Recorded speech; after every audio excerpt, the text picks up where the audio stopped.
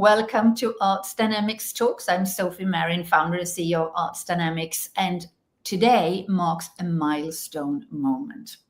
Today, my friends, marks a milestone moment.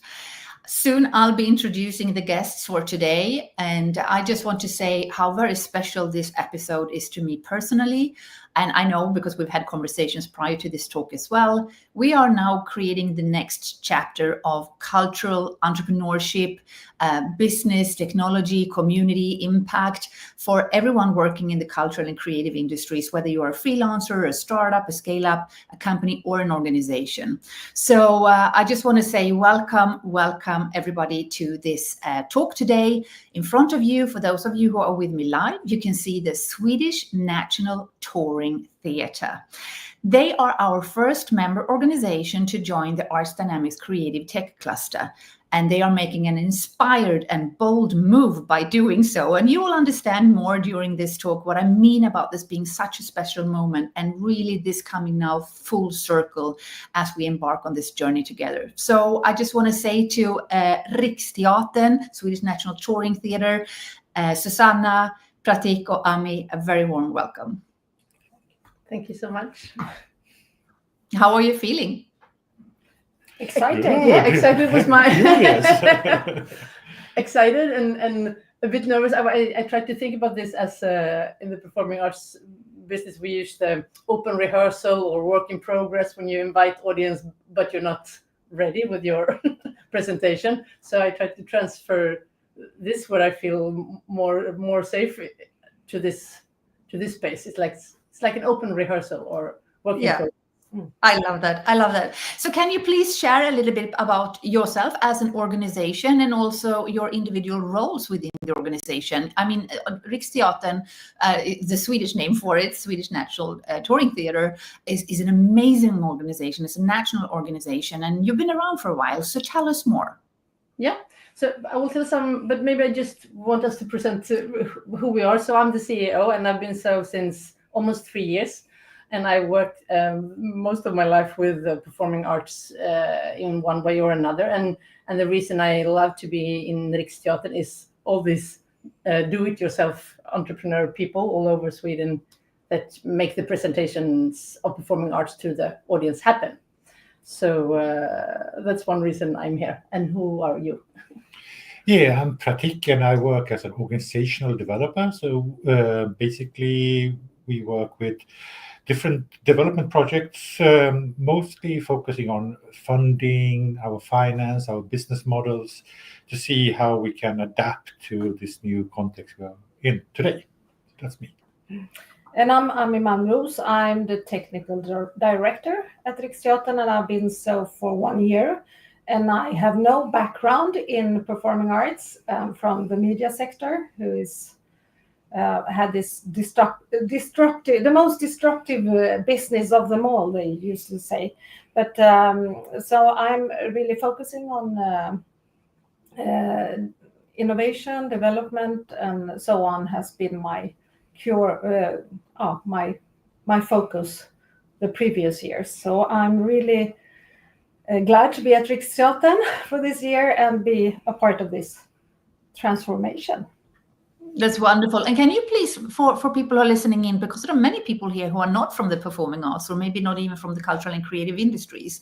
As a technical director, you're responsible for many different departments, especially, for the productions. And can you please just relate to us what some of those might be, lighting and sound, and maybe some others? Yeah, so it's 4 different departments. I have the atelier. What do you say? Workshops where you create scenographies and all that things, props. Thank you. And so that's a big department. And then you have the department that works with costumes and the props that you put on stage. And then you have one department that works with light, sounds, and video.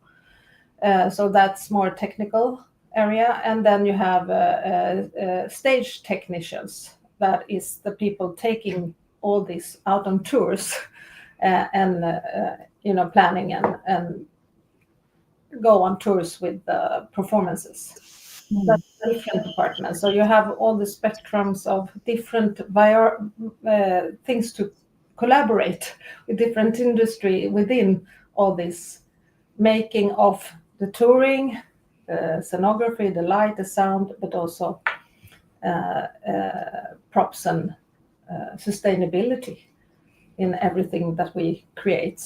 So yeah, brilliant. Thank you for explaining that, because there are so many synergies with other sectors. yes. And we know from coming from inside the cultural and creative industries, many of the things that we do, people might not understand. But as you said, rightly so, this is an entire ecosystem.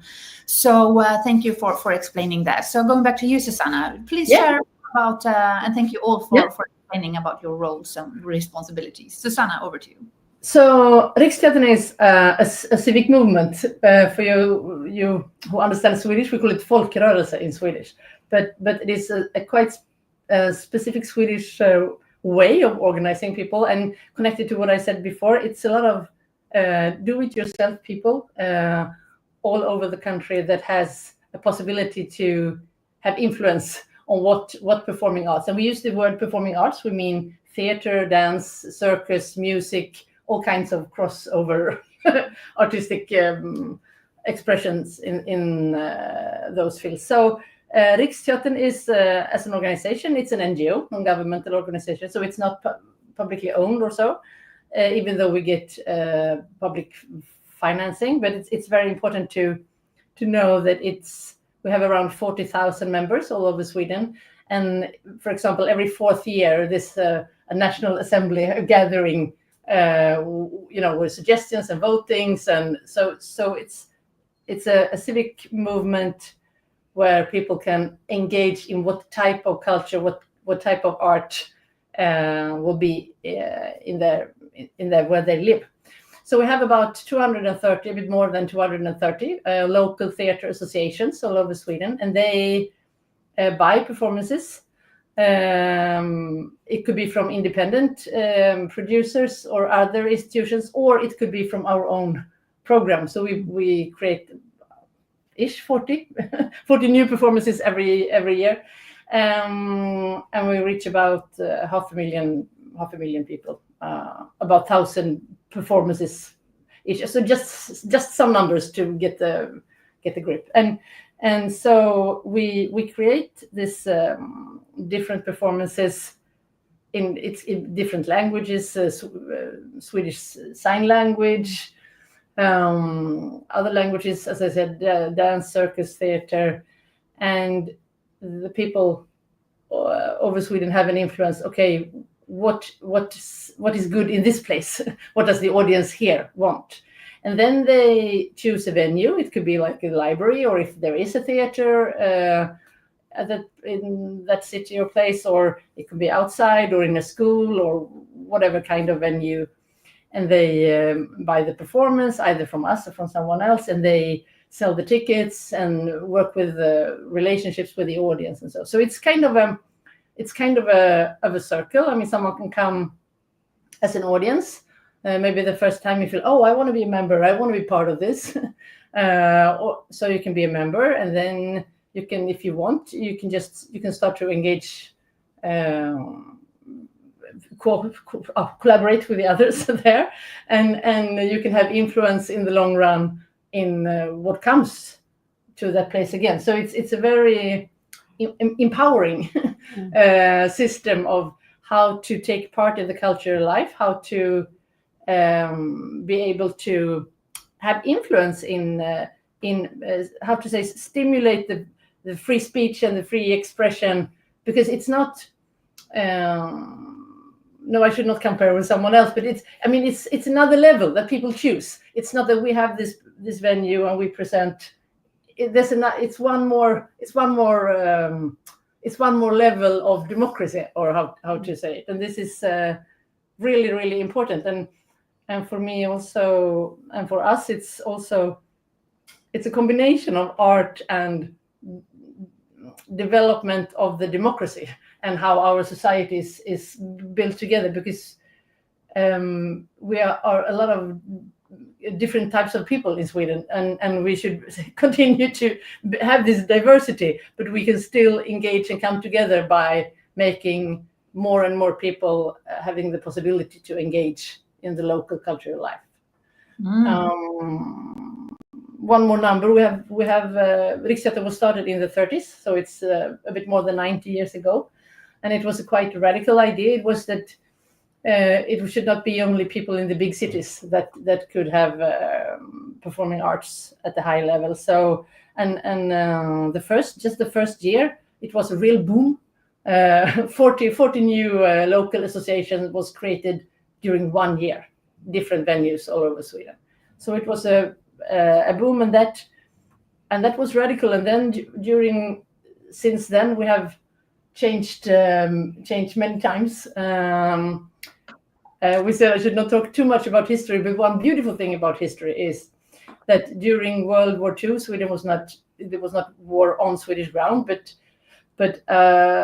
during that hard period, the first international collaboration was made. It was with the Svenska Teatern theater in Finland. So they come and performed on tour in Sweden during that time, and we did about 400 performances a year during that time. So when we get to hard times, I think, okay, we made it during that time. I cannot say that anything now is hard times. For some reason, TikTok came to mind when you said that. I would translate it to you being the live version of TikTok. What the young entrepreneurs are saying today is like the older people, they don't get it. We are picking things up. We know things on TikTok even before it becomes a thing. And with your organization, it sounds to me as because you are on the ground, you're out there in the real world, you pick up before from grassroots movement all the way up. Could that be a fair comparison? Yeah, I think so. Yeah, we work with the live arts, so to say, and also what's amazing with performing arts is it's collective in so many levels. Like the experience is collective. You come with other people in the same room, seeing a group of people who's worked as a collective to create whatever they've done. And we have the Riksteatern, our civic movement, who is a collective enabling that. So, and that way we talk to a lot of people every day, and then we have a different flow of information which is based on human interaction rather than curated from digital distribution. Yeah, and it's also very me myself, for example, I live in Gothenburg and I work. I travel in Sweden, but our production house is in Stockholm, where we are now, Hallunda, south of Stockholm. The concentration of power and money, and so in Stockholm, that sometimes Stockholm can be like outside the rest of the world, because you think that everything is like in Stockholm, but it's not. People have different. I mean, it's different way, different circumstances that you live in. So we as you say, we have all that all that information from all over the country. Real-time data, for sure. And also a lot of organizational memory by the sound of it, since you've been around since the 30s and picked up a lot of information along the way. And we do know right now we're living in turbulent times, and there is a lot of worry and concern about where we're heading. So with your organization being such a grassroots movement with so many also volunteers and people working because they're passionate about it, there's something really powerful about that. I'm a little bit curious about what made you also join Arts Dynamics. We talked about the intersection of artistic integrity, how you are purpose-driven, and you have those core values and beliefs, but also looking for ways to monetize, since you are, after all, a non-profit organization. So can you speak to that? If I can start, then you can fill in, Pratik and Ami. But one thing is to broaden our network, as simple as that. we want to learn from people that know different skills than us. And also we want to share the skills that we have. There's a lot of practical skills, but also, as you mentioned now, Sophia, and what we have been talking a lot about before, that the freedom of expression and the freedom of speech is such core values for Riksteatern and for me personally as the CEO. And in Sweden and outside Sweden, it's heat discussions about how stable are those core values, and how does a democracy handle all things, all possible explanation. We have had all discussions around music festivals during the summer and political issues, and is it enough that you can, as long as you don't say anything that goes out of the law, the frames from the law, or what's allowed to say in a public space or not, and what. So I think these are really, really, really, really important issues to discuss, because it's about who we are as human beings, how we can live together in this world with all this diversity there is globally, and how we can connect, and also connected when it comes to tech, and we can parts and pieces of an art from one country can travel very quickly all over the world, land in a totally new context, and it get imprinted, interpreted in anyway. So we cannot push that discussion down. We have to bring it up and really, really take those sometimes hard issues. And where's the balance in this? So we want to invite more people, more actors, more organizations to these discussions, and we want to also learn. And then we want things that we don't know yet that we want. That's also something. We go into we don't know how I have all the answers, so we say, okay, this is the right place. Let's be one of those creating it. And also, we've been thinking about what's performing arts in the 21st century. Like, technology has such a huge impact. It's not only in the digital world. When you go to a live concert, it's so much tech, and the screens and the concepts and everything. Live meetings, the tech is coming closer and closer. We have so much more video, light, sound equipment now, immersive things. So we also need to have a live conversation with all those creatives. So looking to new solutions, new way of finding how tech and live interaction with people can be in the future. And performing arts needs to be part of that evolution or transformation. So it's really relevant for us to look into those kind of networks, the communities that you are building at Art Dynamics, to see how can we also be relevant for the 21st century, isn't it like that? Yeah, I think that is one of the main points for creative people that will be able to come to us, because we're in the time or in the flow of time, but also new target groups. How do you? I mean, the storytelling has developed by all the streaming and all the tech on. You have certain expectations. You can see on young people that they have you have to build your storytelling in a different way to have their interaction. They think some things go too slow, or something has to happen on stage that they're used to that kind of storytelling. And that, I think, tech and lighting and sound and how we develop that is very necessary for us to be in track of also attracting people to come to see us, but also attract people that wants to work with us in the future and develop performing arts. And adding to that, when talking about working with us, we have about 550 people on the payroll, but it's only 150 who are fixed employed. 400 are new creatives that we employ every year. So we are a huge employer of buying in services every year, because we don't have a fixed creative staff. Every production gets a unique team so that the arts become as good as possible. Isn't it like that? Yeah.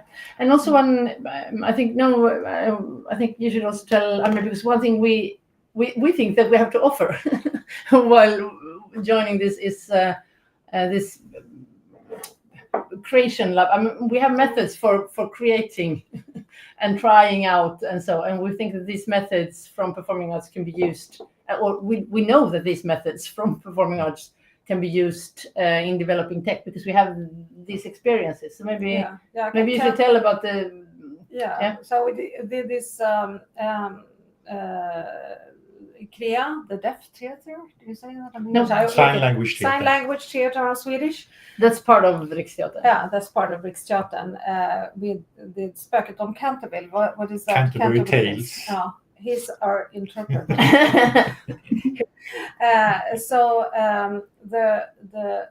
The creative team had this vision that they want to do an avatar on stage. The ghost should be an avatar, and it's like 4 or 5 meters tall avatar. So we had this collaboration with Human Lab in Future by Lund's University, that helped us to create an avatar that also can visualize the sign language, because the technology was not that developed. So you can, because when you talk sign language, also your face expressions is very important. So you did motion capture, and you have a actor behind stage, but you can do the sign language, but you also have to have, the expressions of the face visual. So they really developed a new technique together that made a great impact on stage, but also in finding new collaborators. That is interesting to see how easy, from a visual need, accessibility, or creativity need that we could together develop something that was a win-win for both parts. I love that you're bringing this up, because I feel that not many people if you haven't been, I've got a background as a stage manager and producer myself, and been in many productions. So as you rightly say, there are methodologies to this. There are certain ways, processes and systems that we're using within the performing arts and within arts and culture that are directly transferable into other sectors as well. But very rarely do these meet. So I'm very happy that we're able to do this. And also for our tech friends here and corporate friends here, and even investors are looking for maybe new prototypes to invest in, pre-seed or seed, or maybe even budding startups. I want you also to pay attention to what Susanna and Pratik and Amy are saying here, because there are also possibilities of innovation in the next step, and the step after that, and after that, because it begins with something within a production or within a project, but that can very much then, just like you said with that avatar, can very much also then turn into something bigger, which also a lot of things can be built around. I want to mention one more thing, and that is for our listeners here today, this is really the starting point. You've heard me say that several times over these summer talks, but they really are a starting point. This talk today is very much so. This is where we're now opening up the door to invite more people to come in and have a conversation with Riksteatern, Swedish Natural Touring Theatre, and us all here. So we will also keep an eye out, sign up to our newsletter, check our feeds on social media, go to our Circle platform for the community, where we will also share when we've got these things coming up, roundtable discussions, events coming up, where hopefully also based on your feedback from today's talk, you might feel that there is something you want to explore more, or you want to connect now with Riksteatern. And for foreign friends, please forgive me for using the Swedish name, Mr. Sorta. But so also finally with that, drop a comment below the Spotify podcast, or if you're with us live, if there's anything that stands out to you. So with that, can you also, because you mentioned one technical example there, but you also have a few more productions that you're working on that also use technology as part of that experience. So what are you working on right now? Well, we have a lot of, not exactly this kind of big projects. Now we're going in a further collaboration with a company around the sign language department. We also have some works to see how different we can work with innovation and tech. We also have a close collaboration with Lund's University, Future by Lund, in sustainability. And that is all. Not everything innovation has to be on stage. You also have innovation and developing behind the stage in just sustainability, and we're looking at AI for production planning, and so there's a various ideas of what we can do with tech. So it's not like set on the table right now, but we are starting to investigate all these possibilities. So there's some projects that we want to explore on stage and also behind stage that has tech. Yeah, one can say that we can frame it into innovation by production. Yeah. Each performing arts production we do is an innovation itself, because we don't make the same production twice. Everything has to be new. You have to engage audiences with new experiences. You can't not show the same experience all the time. So every year we do 40 new productions, which are 40 new innovations, basically. So how can we harness that methodology in collaboration with other partners like the tech industry to see how can our innovation processes and traditional innovation process, design processes, how can they align to each other and create values together? That is what we are exploring right now, so to say. And it's also both shorter term and longer term, because we have a tendency, I think at least in performing arts, that okay, we do this production and then we forget it and go to the new one. So, but here with this development from the show that you mentioned, or we can try, okay, but this led us to a new thought that we would not have did without that. I mean, so it we don't know, but it can. So we can hold on to research some theme for a longer period, and also it's also kind of sustainability in that, because we also it's not part of this, but some other things that we Nordic collaboration for touring in more countries to make a longer life cycle for one performance, and so it's all this is part of. But one can say that that's one of our challenges when we work with tech companies or startups. It's like our production cycle is 3 years. So when what you see on stage today, that's been in process for 3 years, or in production for 3 years. And when we worked with one startup, we said we want to do a 5-year program, and they said, we haven't existed for 5 years.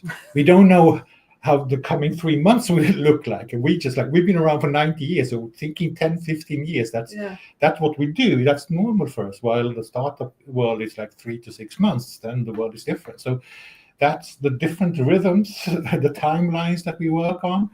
That is one of the challenges also would be interesting to explore. How can we mitigate that, or how can we find ways that when do we invite the startup in our process, because they are so much faster, and when are we doing it with others who are slow as us, so to say, or slower, having other timelines. So that is a challenge to really look into.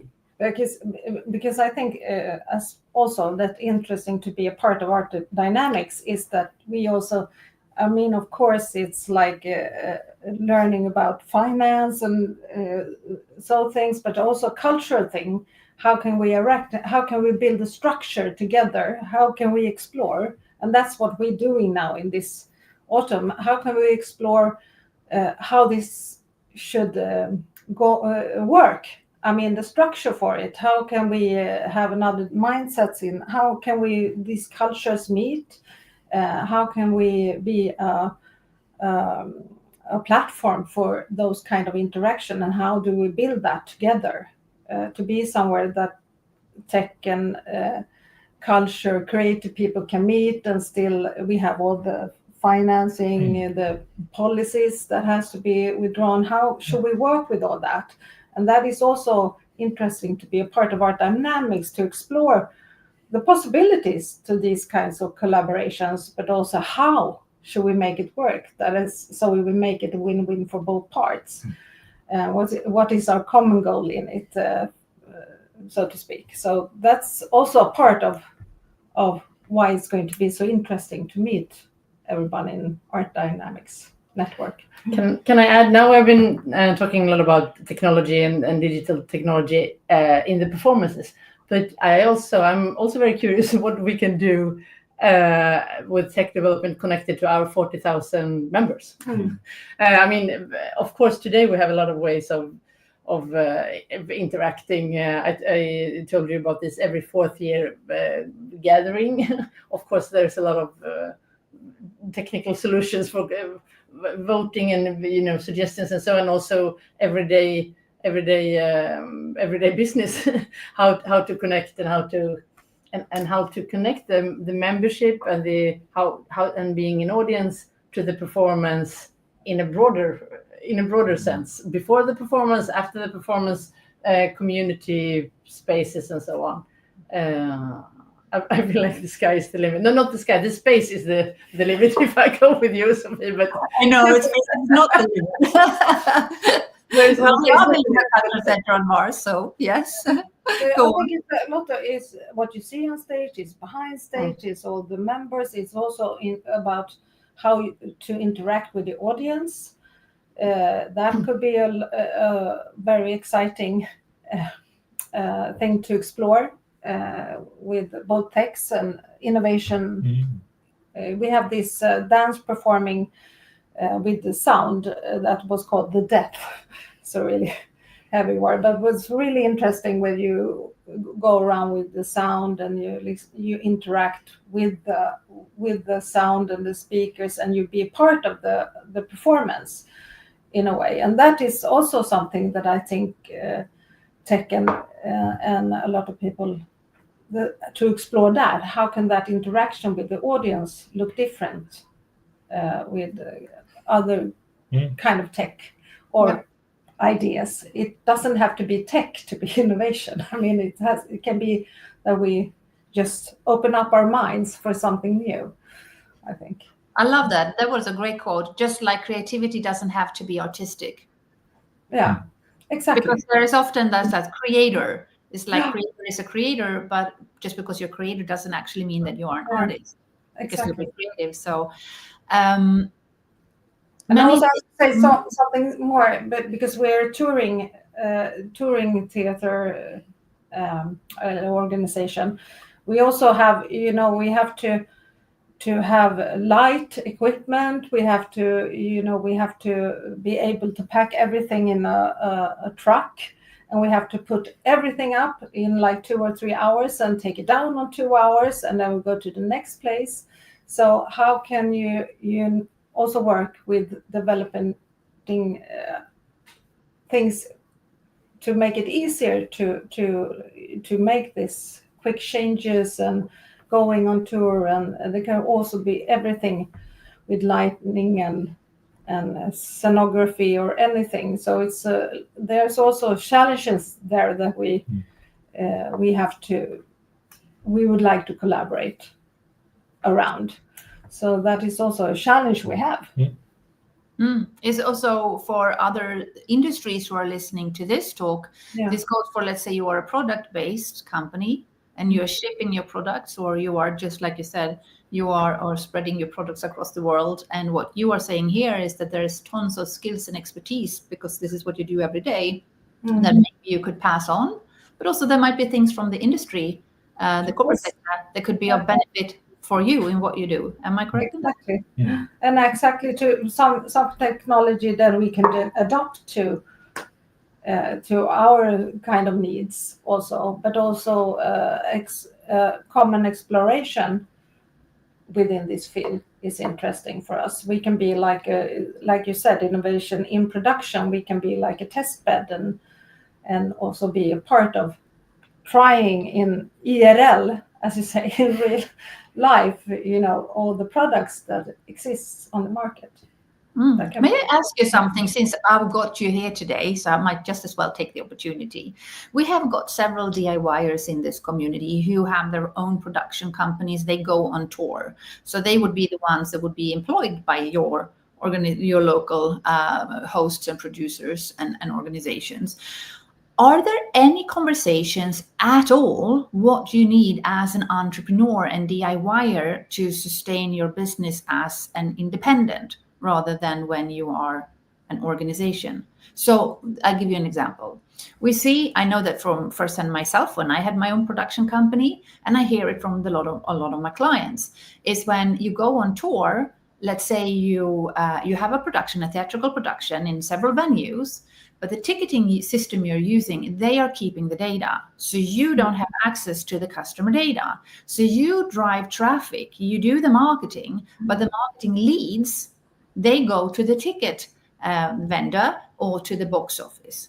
And then also with the marketing, and also people that come through the door on the night, which means that for you as an entrepreneur, you never see those leads. And the first lesson you have to learn as an entrepreneur is you have to have a lead funnel for your customer pathway and a product pathway. This is what we talk a lot about when we do coaching and training, but it immediately gets lost because someone else captures that data, and they are struggling so hard to speak with marketing departments or people locally in Sweden and internationally to get this across. So my question to you is, and it's totally fine if there are no talks about this because this is so new. And maybe the problem isn't new, but the fact that more and more DIYers say they start to understand that I actually need to create my own ecosystem and be independent and then collaborate with local partners.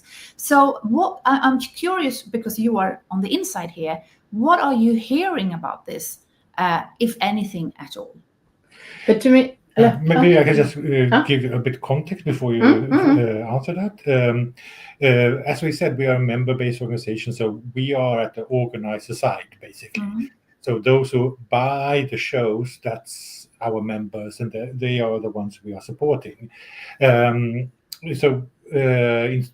work within the Swedish culture policy framework, and then you have Centrumbildningar. I don't know how to say that in English, but there are other kind of support systems within the culture policy system who are supposed to support these entrepreneurs or independent artists. So we aren't directly involved in finding solutions for them, but we are directly involved in finding solutions for our presenters and organizers of events. So I just want to what are the role that we have, but maybe you have a more insight to it. It was very good you said it. I was just into this customer data thing that I really wish that our local associations had, but they don't have the capacity to work systematically with that. It's a challenge because it's also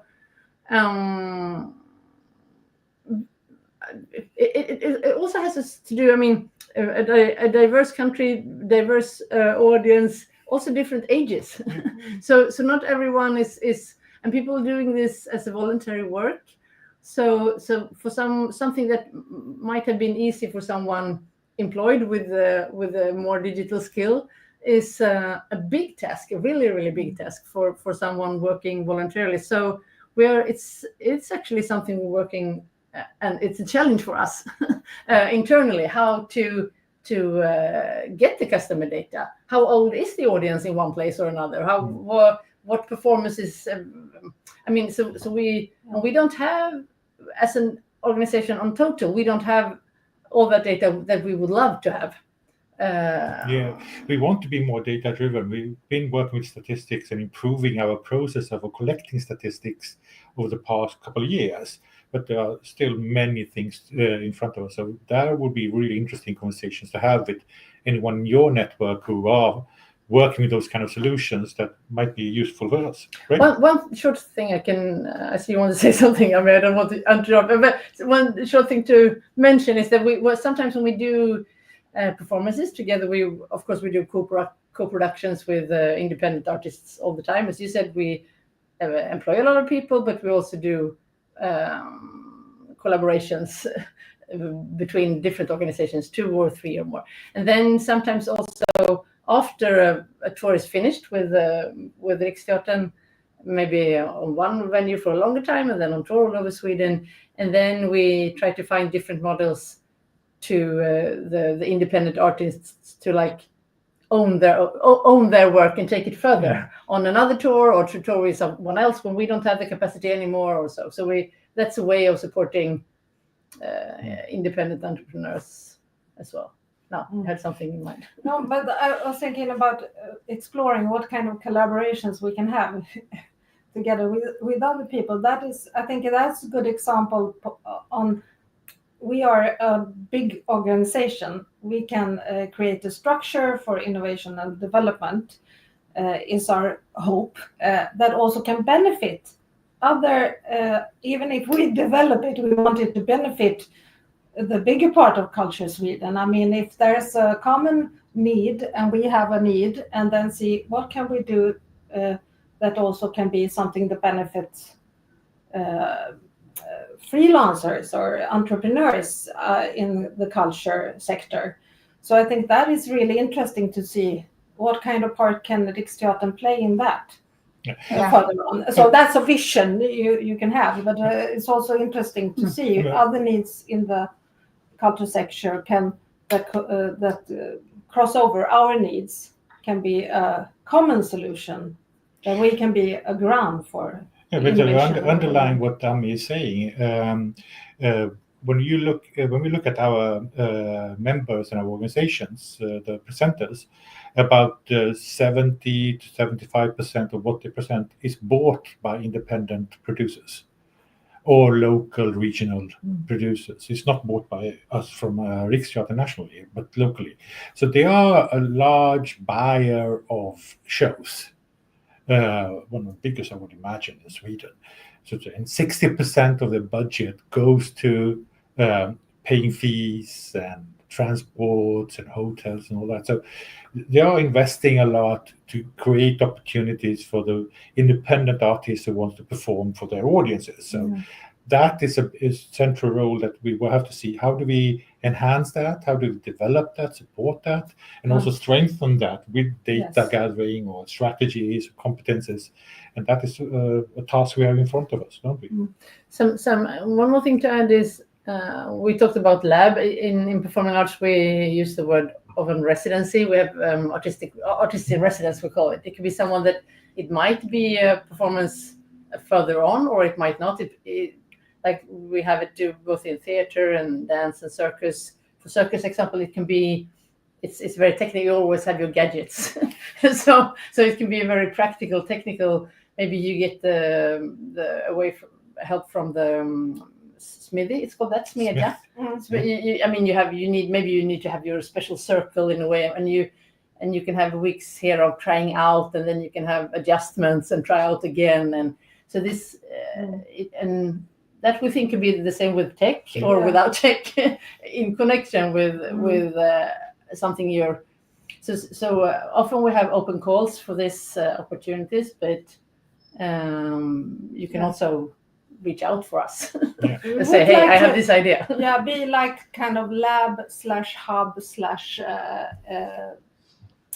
residence kind of platform here. So that's what we're trying out. How could that work? And we can also add in, like, as we're opening up and reaching out to more, we still have a lot of input and inflows. We have about 300 to 320 plays sent to us every year.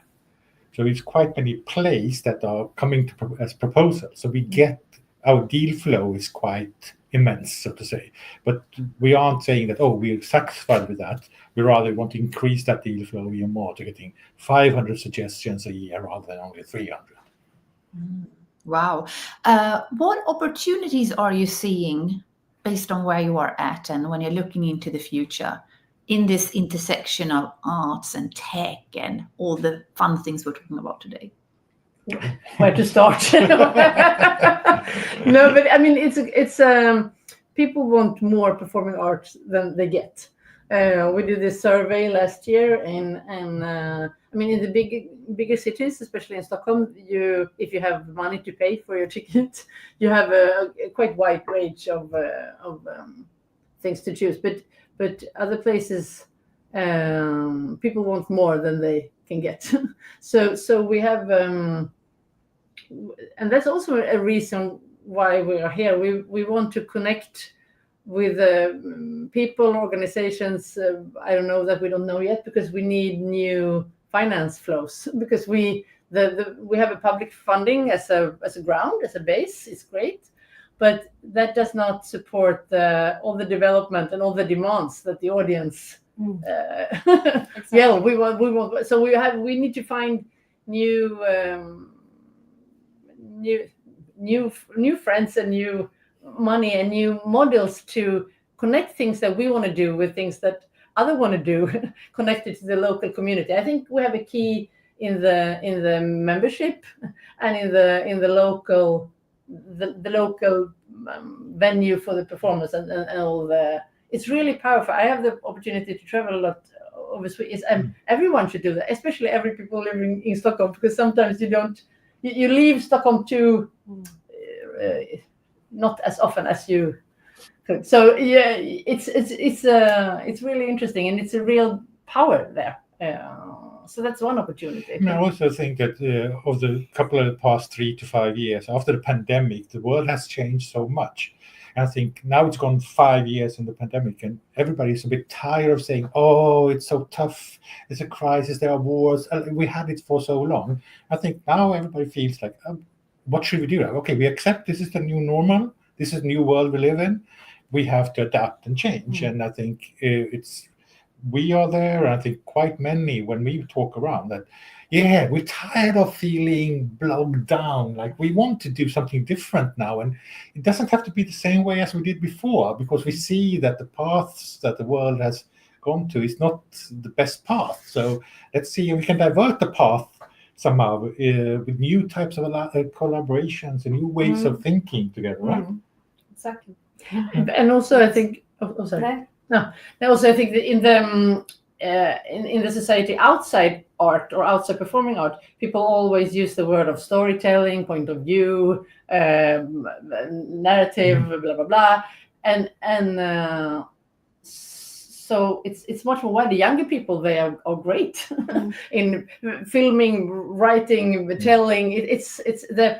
They are really, young people are really high skilled in telling stories and reading stories, and by that I don't mean letters only, by reading pictures and reading film, and so that is it's opening up for new opportunities that we don't know. Some of you talked about this crossover art kind of things. I mean, it's crossover light and digital, before and after and during, and I mean it's the limits of where a performance starts and where it ends, and also who is the performer and who is what is. It's much more fluid. We have like yesterday evening, this is a big culture festival in Stockholm right now. I don't need to date this conversation too much, but then, and the thing is that it's no fee. You don't need to pay any fee, so people from all over the city can come and join.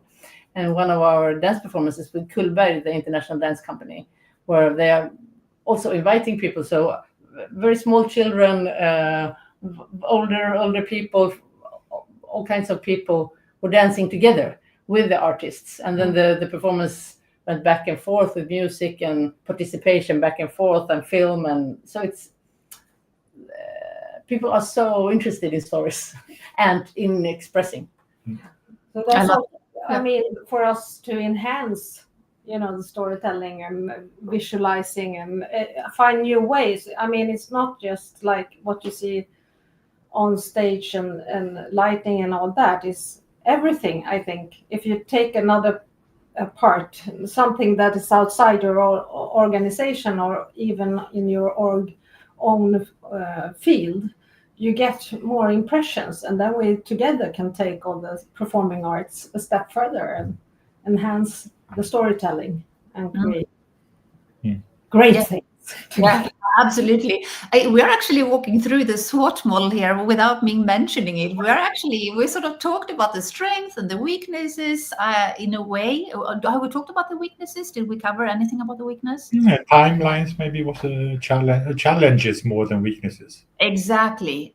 Exactly. Opportunities and threats. So let's move into threats as well. What are some of the threats that you are picking up from your end with your organization today and your member organizations on the ground? One that I'm sorry that I have to mention, but I do. It's in Swedish we say hot och hat. What we say in English, threats. People, if we put on stage something that's queer, we can always count on social media and hate speech. Hate speech, and also depending on who, some artists always get a lot of. I mean, and when you say that it's this acceptance of the new normal, but it's horrid. It should not be accepted that it's new normal. So it's I refuse to say we should accept it, but it's something we need to handle, and that as this civic movement and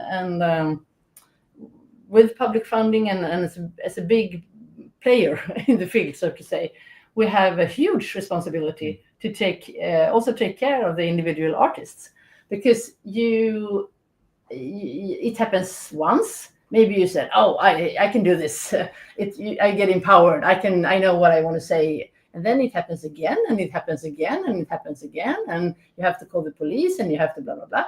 And I don't need to make this bigger than it is, but I cannot not mention it, because it is an issue. It's an issue for the local presenters and the local theater associations. And we have, of course, routines for how to work with security, so you don't need to be afraid as an audience. But I think the most it's very important to take care of the individual artist in this, because, as I said in the beginning, the freedom of speech and the freedom of expression, I don't think this mouth side, I don't need to sound okay, I find a way. Some people with a lot of power, I think not as much as they should about these issues. Yes. I mean, it's like taking a bit light on it, saying things about you should not say this on the public stage, or this music artist should not say that. Have you really thought about what the consequences would be if you will try to stop someone from? I mean, in the long run, together with everything else that happens in society, working terms for journalists, how to make your research, or what you can say and not, when you should connect art and not to international big conflicts, and want to take. I mean, it has happened several times that performances or artists is almost like a hostage in a bigger political. I should not call it. Yeah. So this. Is one thing that we really need not to back off, but to stand firm. What is freedom of speech, public service, freedom of expressions for everyone, if you're an artist or not, but you are very exposed as an artist. And that environment combined with financial conditions for the artists, we're seeing that more and more creatives and artists have challenges to sustain a livelihood from the work that they are doing. And we also see where some independent artists are undercutting their own fees in order to get work. We have tariffs, we have agreements in the labor market and all that, but people say that we won't sign the labor market agreements because then we can't undercut, so to say. We need work to sustain. So it's the financial constraints and this environment of freedom of speech. We also see that a lot of talent are leaving Sweden. They aren't working in Sweden. Some really interesting artists have made it in London or Berlin or Paris or US, but they're born and bred here. But they don't feel that they get the right opportunities, and that's also a really big threat. We're seeing small indications right now, but the canaries in the mine, so to say. But we really should take that as this combination. We've seen an effect on it already, right? A lack of competence is also in the technical department as well. We can see it's harder and harder to find people that works in our touring shows and so on. It's and I also think that a lot of people that I've interviewed at my department comes from like small theaters. I started like a volunteer at Borlänge Theater, and now all that is getting less and less out in the countryside as well. So all this plant ground for competence in different skills. It's not just like artist, or so it's very hard. You have to be really, really wanting to do this job to stay in it, because you won't make that much money. Or you have different work hours, late hours, and then when you cut the fundings out in smaller cities, culture money, you don't get anything. Where are all these plant ground for us to find all this competence? And it's getting tougher and tougher, and I think it's going very fast now. So I come from the media business. You have a planned school in YouTube and everything. Like it's exploding of talents.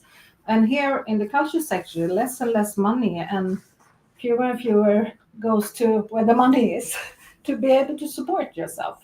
So I think, that's a threat for us in the future.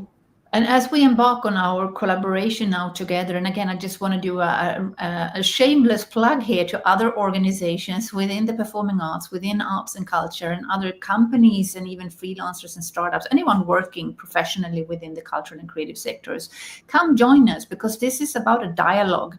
Just like this is, as you mentioned at the very beginning, almost like an open rehearsal where you speak, you talk, you investigate. There are a few things, even from this conversation, that I'm picking up on that we should definitely look deeper into, that I'd love to explore with you. The skill gap here, the people actually leaving, there's something really important to look into more and understand, I think.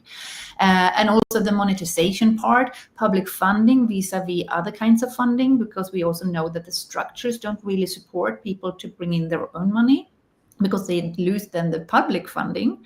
And there's also this mindset thing about, you being purpose-driven, and the monetization, and not only learning things, but also unlearning things. It took me a long time to wrap my head around this, coming from the performing arts and moving into the world of digital entrepreneurship in London. So I have the greatest respect for everybody out there who are struggling with these things and want to learn more. And the good news here is that you are here as an organization, the three of you here, and everybody that you're representing on the ground, is there's so much intel and data and information. And if we can just gather around now and pinpoint a few maybe pillars that we want to focus on, including artistic freedoms and freedoms of speech. You're absolutely right about that. And we haven't even had time today to talk about it, but this is also something I would love to talk to you more about in the next season now.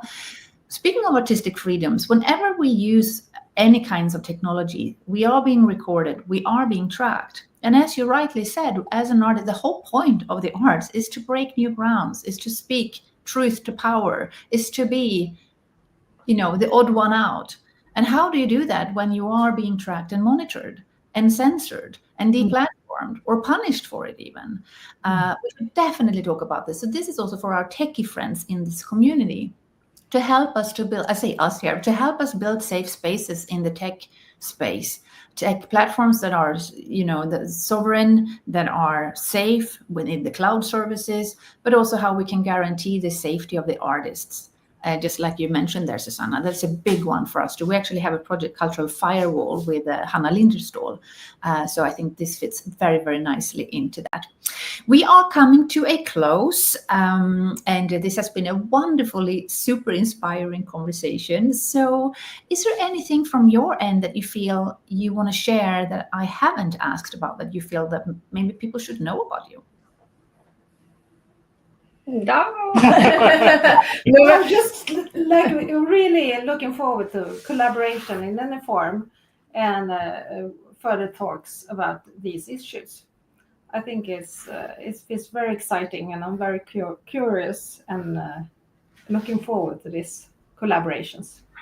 And I want to, we said it before, but I wanted to repeat this about we talk about this innovation residency lab, innovation hub. We have a lot of things going on, and I know that a lot of other actors also have. So we're really open to it. Yeah, because we don't know what kind of form it's going to take right now. So we're labbing in the lab, hopefully together with you. Yeah, you're absolutely right. There are some things we know, but there are a lot of unknowns and uncertainties here. There is this expression, be comfortable being uncomfortable, when you start to explore and you don't know. But we are lucky in the sense that we do have the production processes, or at least, the way we do things from the performing arts arena.